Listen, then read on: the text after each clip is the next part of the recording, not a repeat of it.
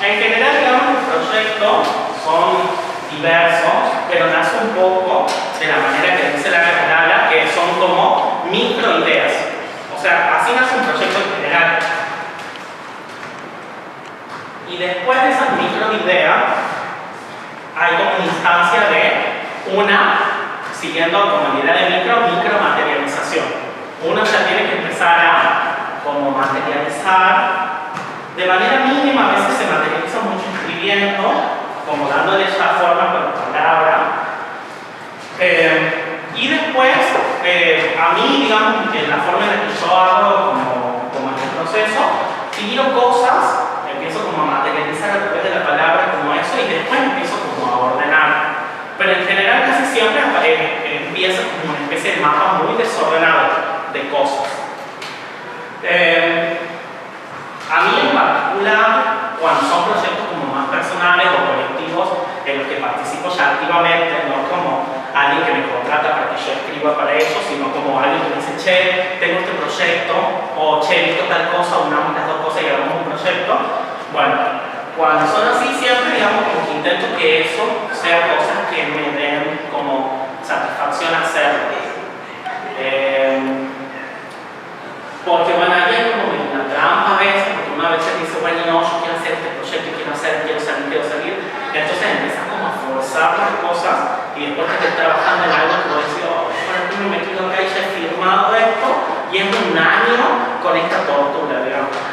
Entonces también hacer como un listadito de con qué cosas negocias, y qué cosas no negocias, son tus innegociables. Por ejemplo, yo durante mucho tiempo participaba en proyectos de capacitaciones para el apoyo sobre género. Y así estuve como 3 años en esos proyectos, que algunos de los proyectos estaban financiados. Y era como súper bueno, qué sé yo, pero ya ha llegado un momento que en el tercer año yo ya decía, para ahí, llego hasta acá y he firmado de nuevo, he presentado otro proyecto, lo he presentado y me han dicho que sí, porque yo tenía muchos antecedentes y todo. Dije, para que me he metido en esto porque ya no aguanto, mi cabeza ya no aguantaba, digamos. Entonces también es eso, como poner una listita de las cosas que a uno sí te van a acabar. O sea, en realidad, digamos, como de hablar en proyectos, a veces sí te imponen como cosas que son como complejas, volvés como a veces mal de las cosas que haces, porque no te sale, no era como lo pensaba, cosas por el estilo. Pero cuando eso ya es como una constante de malestar, bueno, ahí es cuando uno tiene que repensar si era correcto haber seguido o haber presentado ese proyecto particular. Porque uno tiene que pensar que en general cuando los proyectos son financiados, lo que hacen es, o armas un proyecto, las financiadoras, ya vamos a ver cómo son los tipos de financiamiento y todo, te dan, vos firmas un contrato de trabajo con ese financiamiento. Ellos te giran la plata y vos durante un cierto periodo de tiempo tenés que lograr lo que vos proponés en el proyecto. Son muy pocas las financiadoras que tal vez te dan esta chance de que lo hagas o no lo hagas o no lo completes del todo. En general casi todos buscan como resultados que se llaman resultados base. O sea, no sé, tenés que llegar a, no sé, impartir talleres para niños, para 500 niños. Y si vos ya vas por los 300 y decís, ya no aguanto a los niños, ya no quiero ir, todos vos sabés que sí o sí tenés que seguir dando los talleres hasta por lo menos completar los 500 niños en tanto periodo de tiempo.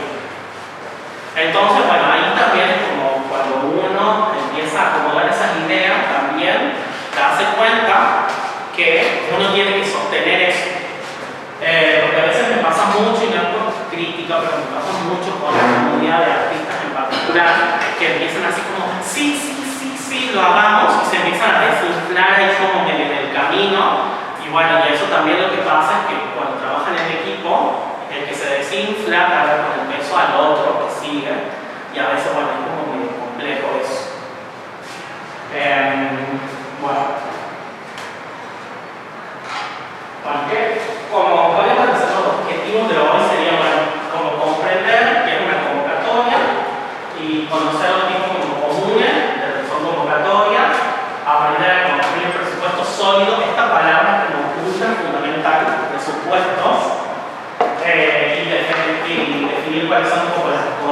participativas. Estos son como ya cosas como muy técnicas que ya las vamos a ir viendo.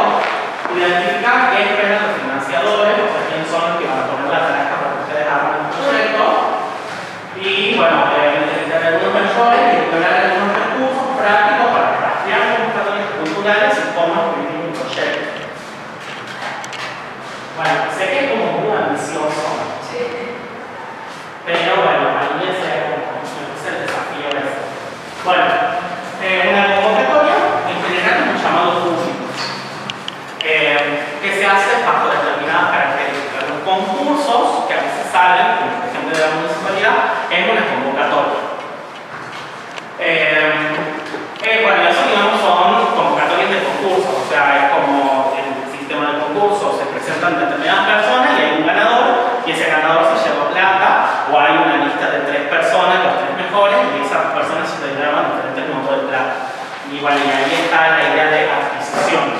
En general, cuando esas personas, no es que vos te ganas plata y ya está, vos ganas la plata, pero sobre ceder los derechos de tu obra.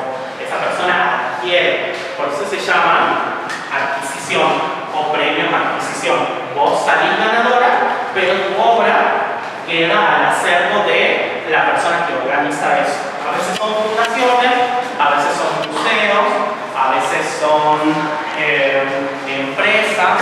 Para ver, por ejemplo, no sé, la Fundación Andriani, que a su vez, o las personas que subvencionan eso, es la empresa Andriani, el grupo Andriani en general, no sé, la Fundación Clay, bueno, hay como muchas.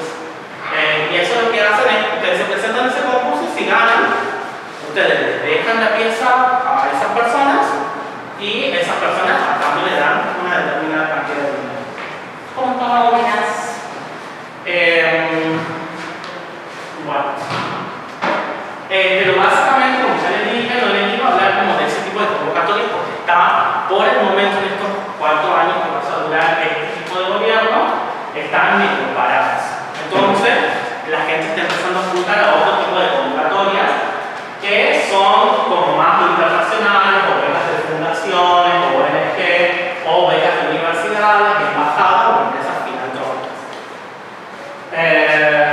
Si no entienden alguna definición o alguna cosa, me pueden ir preguntando. Filantrópicas son es como personas que hacen solidaridad. O sea, yo tengo una fundación filantrópica de, no sé, de cuidado de perritos de calle. O sea, en teoría son como fundaciones que tienen determinadas acciones solidarias, simpáticas con el mundo, pero detrás de esas empresas filantrópicas en realidad lo que hay es reducción de impuestos. Así que, o sea, a veces les conviene más poder decir voy a destinar $500.000 para financiar tantos proyectos solidarios que pagar $1 millón de impuestos. Porque en general, sobre todo en Latinoamérica, las empresas lo que hacen es acceder a tener este tipo de fundaciones filantrópicas para reducir impuestos. Bueno, los tipos de cooperación, bueno, son fondos, o sea, hay empresas que destinan una determinada cantidad de plata para financiar cosas, premios, que era lo que hablamos, becas, que obviamente tienen que ver con una situación de aportar los conocimientos de determinadas personas. Ahí el proyecto ya no es como otra cosa exterior, el proyecto es uno mismo. Y ahí cuando uno escribe en ese tipo de proyecto es como qué cosas para resaltar vos de tu educación, de tu trayectoria, todo eso, para que esas personas entiendan que hay que invertir en vos, porque no van a invertir en un proyecto, sino que vos sos el proyecto de vos. Bueno, y estos son medidas de perfeccionamiento que tienen que ver ya con personas que tienen un cierto perfeccionamiento ya dado por su propia búsqueda y que este perfeccionamiento tiene que ver con una profundización en un conocimiento en particular. Por ejemplo, dentro de la licenciatura en artes hay determinadas becas, sobre todo de algunas empresas, que forman proyectistas. para que te llevan a determinados lugares o te dan becas para poder hacer un doctorado en artes o lo que sea, y vos te formas como un proyectista para que ellos después ahí tengan en su acervo tu conocimiento y vos vas a desarrollar proyectos culturales para su fundación en pos de la idea de filantropía. Eso, digamos, es lo que está pasando ahora. En vez de abrir una convocatoria, lo que hacen es te contratan vos para que vos desarrolles un proyecto en este lugar.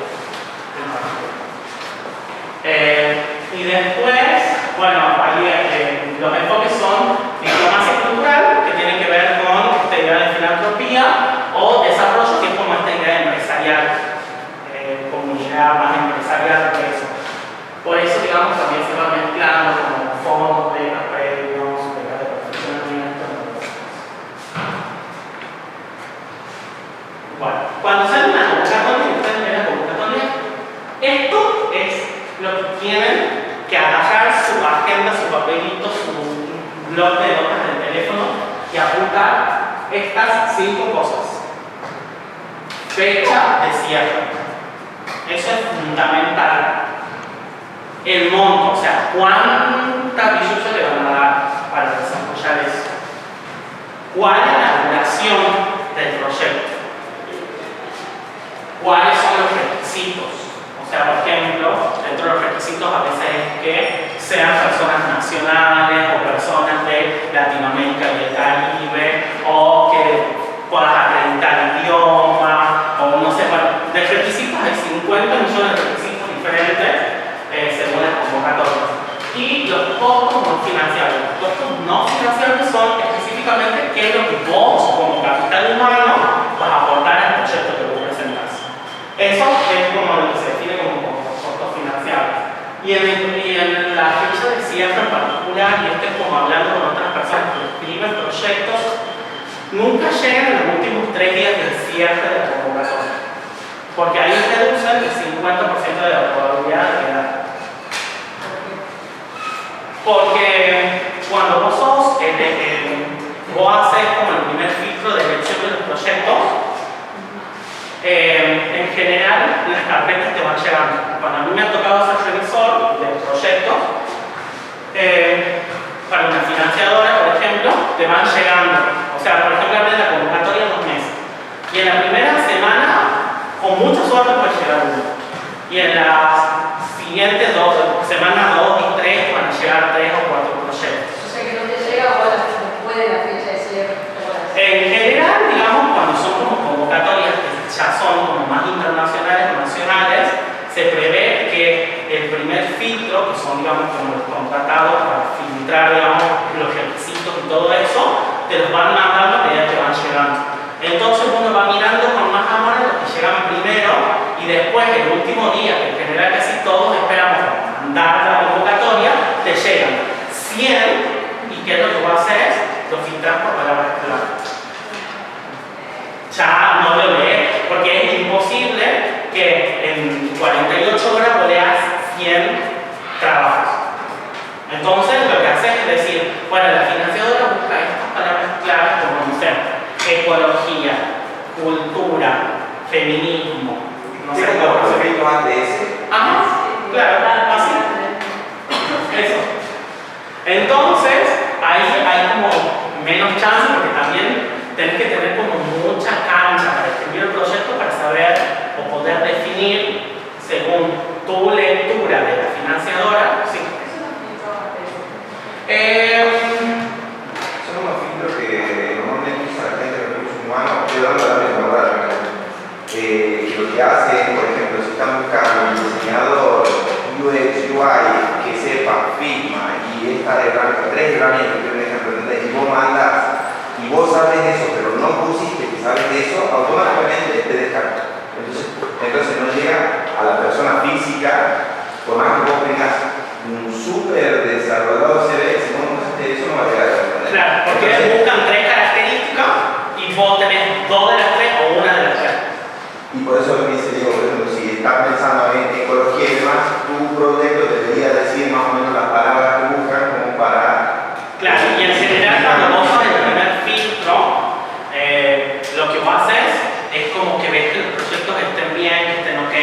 preparado, que tengan todos los datos, que tengan todo. Y aparte te dicen, de estos 150 personas, tenés que filtrarme 20. Entonces ahí lo agarras y pones 5 palabras claves. Entonces entran 10 personas que justo han puesto las 5 palabras claves. Y después agarras y además sacas 1 y pones 4. Entonces de ahí se ponen otras 5 más que han cumplido con esas 4 palabras. Así que entonces a veces tal vez tu proyecto está buenísimo y encajas justo con el convocatorio, pero justo no tiene esas palabras. Y nadie va a leer tu proyecto en particular. Eso es lo que pasa, digamos, con la masividad o sea, el alcance que tienen a veces con las convocatorias. Hay páginas web, perdón, por eso. Sí, hay, digamos, de hecho, hasta ChatGPT cuando uno mete en una convocatoria, te tira como 10 palabras cada clave, pero a veces no son justo las que buscas, porque a veces, digamos, la misma financiadora te dice, o sea, busco esto, y a veces no son palabras, es una frase. Y capaz que no estaba dentro de lo que dice la convocatoria. Claro. Entonces, bueno, ahí es como, yo no me arriesgaría, yo en general lo que hago es que la fecha, digamos, de cierre, yo pongo siempre en mi calendario 7 días antes. Para mí, siempre, todas las convocatorias siempre han 7 días antes. Entonces, cuando calendarizo qué es lo que voy a presentar o todo, pongo 7 días antes de cierre la convocatoria. Bueno, los montos, que eso es como fundamental para el presupuesto, el tiempo que va a durar, o sea, porque lo que te piden a veces en los proyectos que vos presentes un esquema de cómo se va a hacer. O sea, no sé, ustedes quieren hacer un ciclo de cine, debate en Antin y son 12 meses. Entonces, bueno, vos tenés que calendarizar durante esos 12 meses cuáles van a ser las actividades, qué persona va a ir a conectar el proyector, qué persona le toca ir en invierno, qué persona le toca ir en verano, qué es lo que van a necesitar. ¿Tienen que ser, o sea, así, tan inflado o pueden incluir con posibilidades? Como esto que vos decís de que se tiene que sentir algo base. O puedo decir que quiero que el proyecto dure de 3 a 6 meses como para tener que sentir. Claro, igual cuando el proyecto es más vago, tenés menos chance. Porque vos lo que vos tenés que pensar es que esto sí es una competencia. O sea, yo sé que yo siempre les digo, el otro es tu inspiración, no es tu competencia y todo eso, pero cuando se trata de búsqueda de fondo, que comienzan los juegos del agua. O sea, es así. Porque bueno, en realidad, digamos, es un poco así de esto. Porque después, digamos, después les puedo contar como los pormenores de los trapitos sucios de la convocatoria. Para el final, digamos, como chiquitito. Bueno, analizar el objetivo. Bueno, ahí yo puse como que lo primero que uno tiene que hacer cuando lee la convocatoria es detectar qué es lo que quiere. Porque a veces, no sé, o sea, te ponen como palabras ultra dulces y súper, sobre todo las que son de empresas filantrópicas, como no, lo que buscamos es que los niños tengan futuro y no sé qué, todo. Bueno, genial, todo bien. Pero entonces, ¿qué es lo que buscas? Buscar que crezca tu patrimonio económico, buscar que crezca el patrimonio cultural de esas personas, necesitar que esos niños reciban qué tipo de educación, o sea, no sé, si sos una empresa, una represa. Bueno, tal vez, digamos, tu proyecto artístico-cultural tenga que ver con el laburo con el agua, no sé, como otras cosas que tengan que ver como más como conocimientos en torno a la tecnología. Para eso tenés que detectar quién es el dueño de cada convocatoria. Claro, eso, digamos, eso es como fundamental. Vos tenés que entender el enfoque real del fondo. O sea, uno se tiene que sentar y pensar que las personas que ponen plata no es porque ponen plata porque son ultra buenas. O sea, no, buscan un fin. Entonces vos en la convocatoria, en la primera lectura, segunda y tercera, ¿qué quieren ellos? Ahí una vez que vos ya como analizas como el objetivo y todo eso, bueno, primero eso es fundamental porque eso es lo que te ayuda a ver tu proyecto. A veces vos tenés proyecto encaja en esta convocatoria. Ese es el primero. Y la segunda es que si tenés muchos proyectos, ver cuál es el que encaja mejor, o el que se puede adaptar mejor. Por eso, digamos, les puse esto, adaptar tu proyecto al enfoque de fondo. Ahí no quiere decir que tengas que mentir, porque ahí ya cuando mentís te metes en esta cosa de yo digo que hice esto, que tengo esta experiencia, que tengo todo esto y voy, nada. En esta cosa de no mientas que hablan portugués y van a portugués. ¿Pasó? No voy a pero sí. Vamos a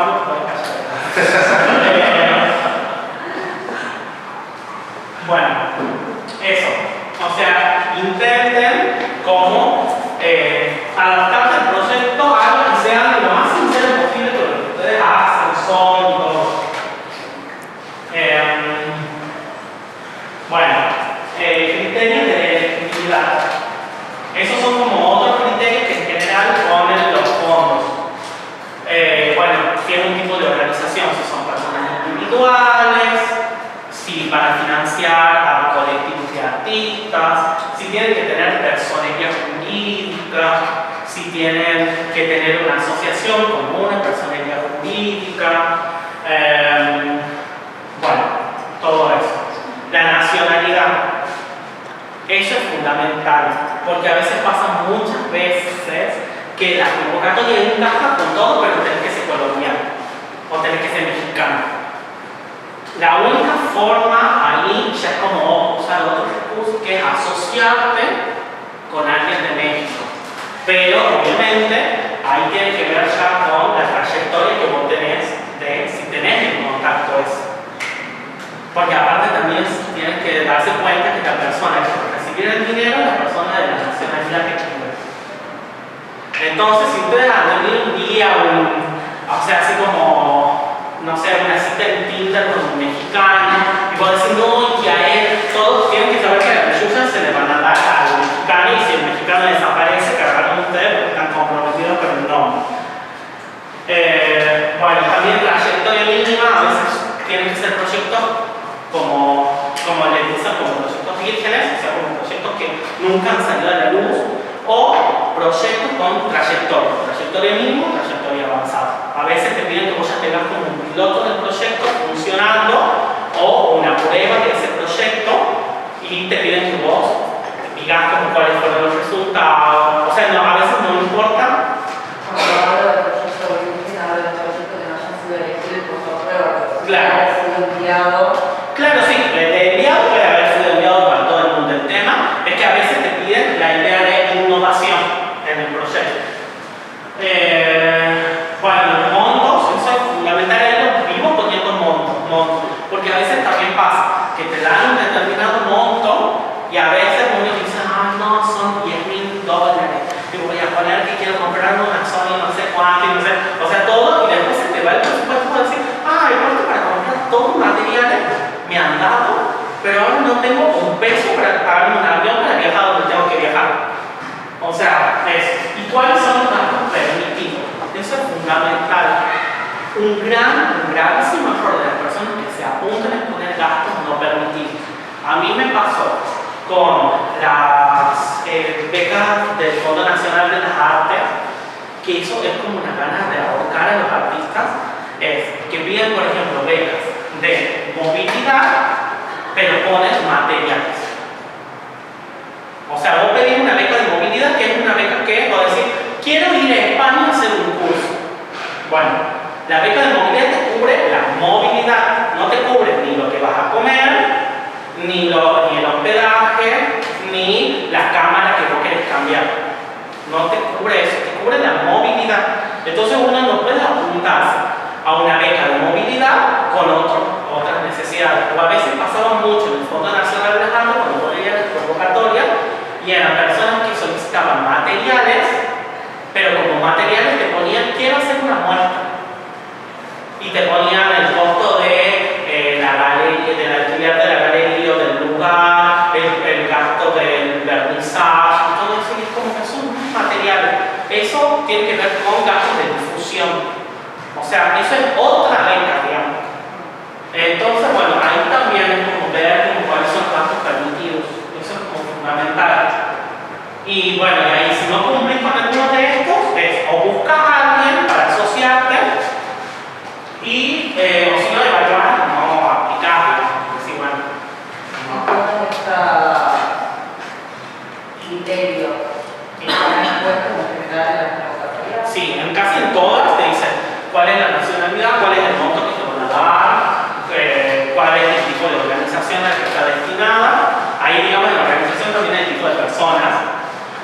Porque a veces dicen personas físicas o jurídicas, y a veces solo personas jurídicas, o a veces también colectivos de artistas formados con experiencia o sin experiencia. Entonces ahí también tenés que fijarte, porque a veces no te piden la trayectoria en el proyecto, sino la trayectoria en el grupo.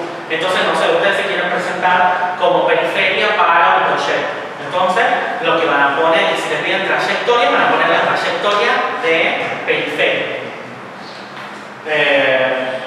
No del proyecto en particular.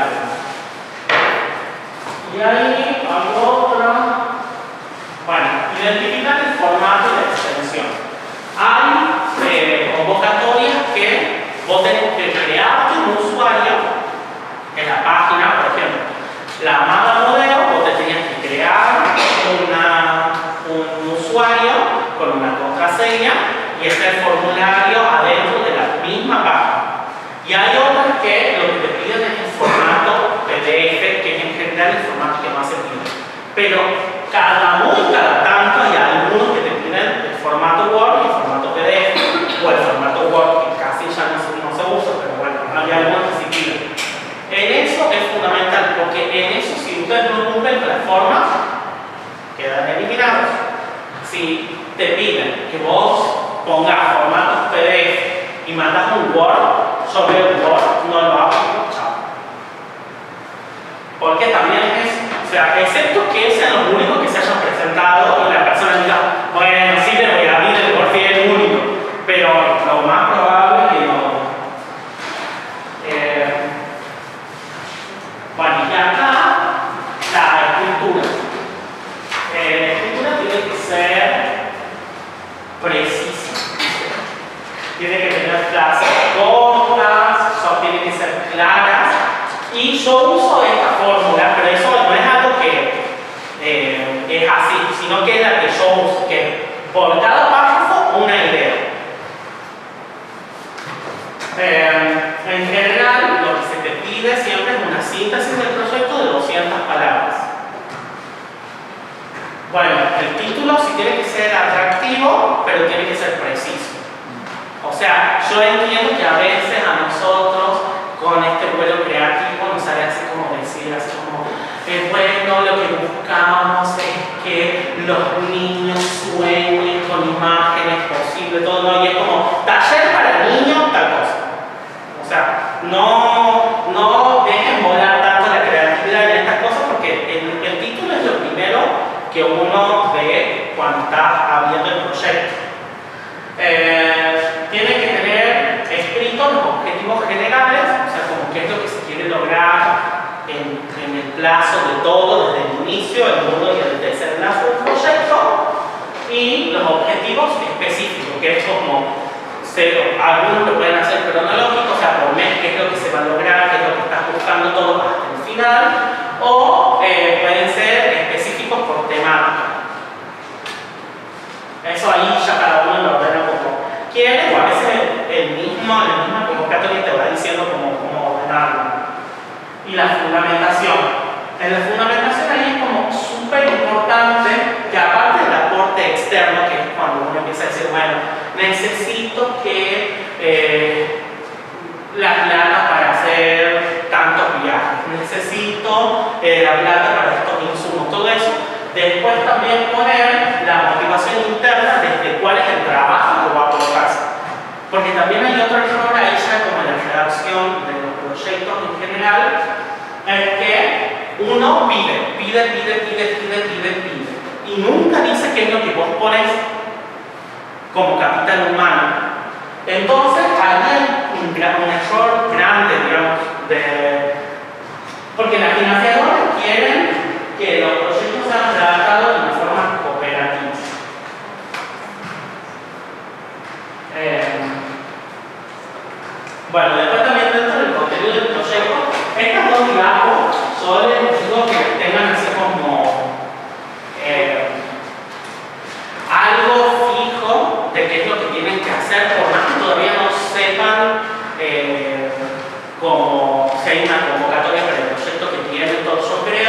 fundamental ya tener escrito todo esto previo a buscar cualquier convocatoria.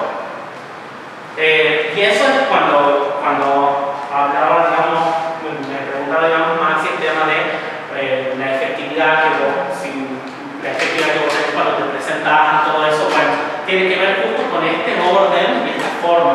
A veces te puede llegar una convocatoria que cierra 24 horas antes. Si vos no tenés nada y tenés que escribir de cero, todo esto ya date por permiso. Ya no te vas a presentar. Pero si vos tenés todo esto y solo tenés que copiar, pegar y adaptar algunas cosas, es posible.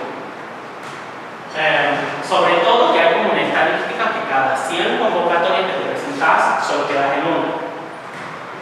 Entonces, tenés que tener esta práctica de tener escrito, siempre ser previsor. Y el Drive para mí es como un enorme aliado, digamos. Bueno, destinatario, ¿quiénes son las personas directas y las personas indirectas? Ahí como tip, sobre todo en estos últimos tiempos, las escrituras de convocatoria también ponen mucho énfasis en los indirectos, como cuál es el impacto en la población general a la que uno va a trabajar.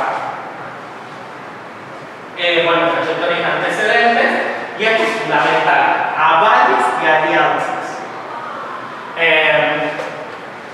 Los lugares sociales que uno transita, muestras, el aula, venir ahora acá, y bueno, y todo eso es una práctica para tener avales y alianzas.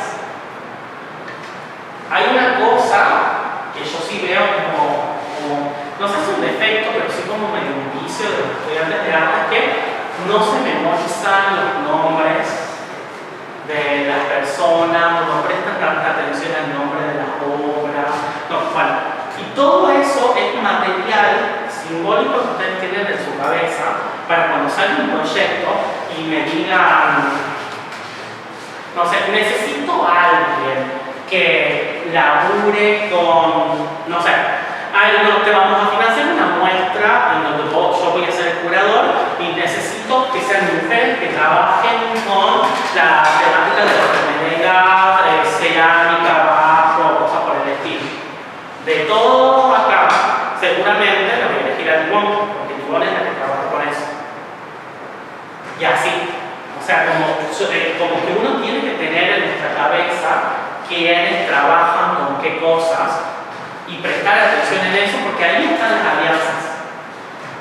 Y los avales, bueno, eso ya es como algo más como complejo, porque los avales son, en general, te dan instituciones.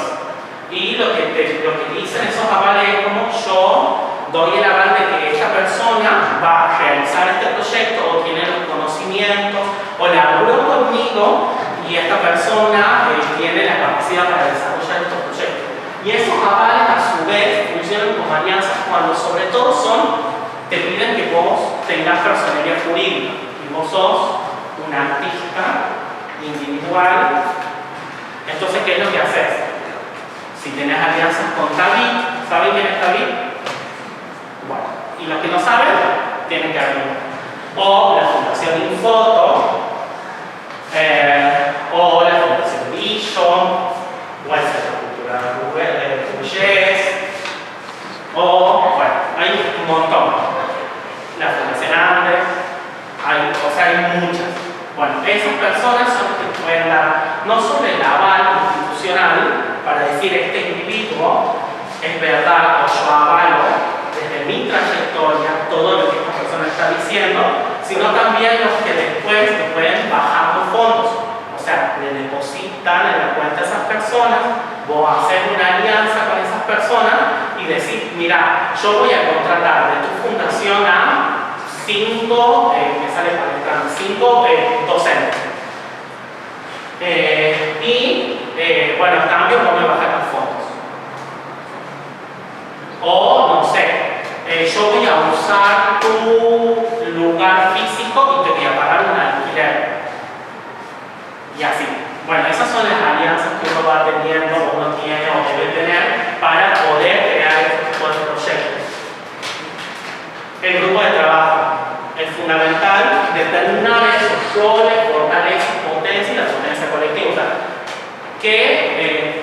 piden cuando vos escribís un proyecto el CV detallado de cada uno.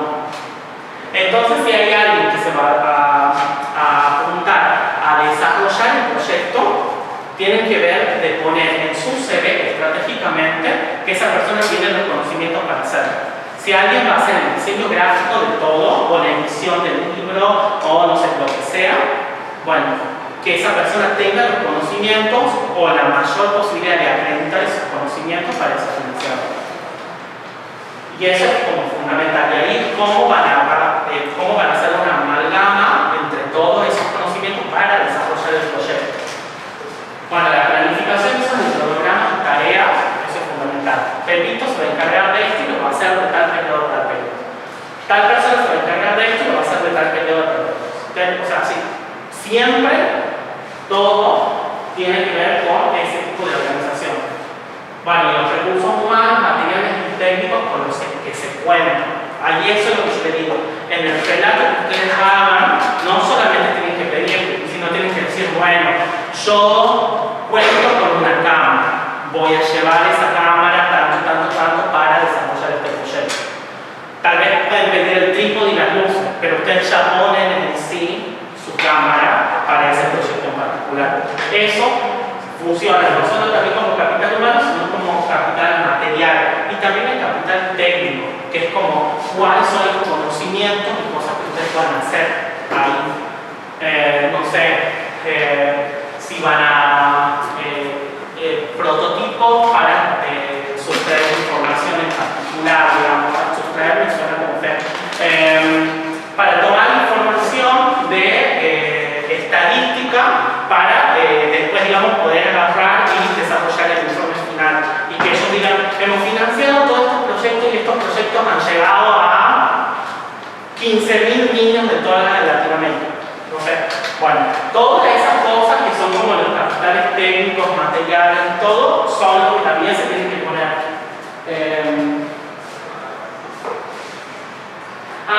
En esto, los capitales técnicos, a yo sí creo que tienen una gran ventaja las personas que hacen fotografía en particular, porque las convocatorias en general lo que te piden últimamente es un banco grande de datos en torno a imagen y video, porque prácticamente ya todas las devoluciones que se hacen a la sociedad en general son por canales de YouTube, páginas oficiales de esas empresas, de esas fundaciones, de eso. Entonces, más que un informe con datos, a veces lo que te piden es, necesito 150 fotos de todo el proyecto, necesito grabar el proyecto y que me entregues un curso de 3 horas como mínimo, cosas por el estilo. Entonces ahí, como capital técnico, tienen, digamos, las personas que hacen fotografía en particular, ese capital, que es enorme. Bueno, y ahí ya empezamos con el tema de cuando tienen que empezar a escribir el proyecto. Siempre se empieza con el por qué, más que con el qué. El por qué es porque en general es una forma más amable cuando después uno va a echar el mandazo al final. Entonces vos decís, la emoción que te motiva o bueno, estos niños estaban en situación de vulnerabilidad debido a que, no sé, no tenían talleres,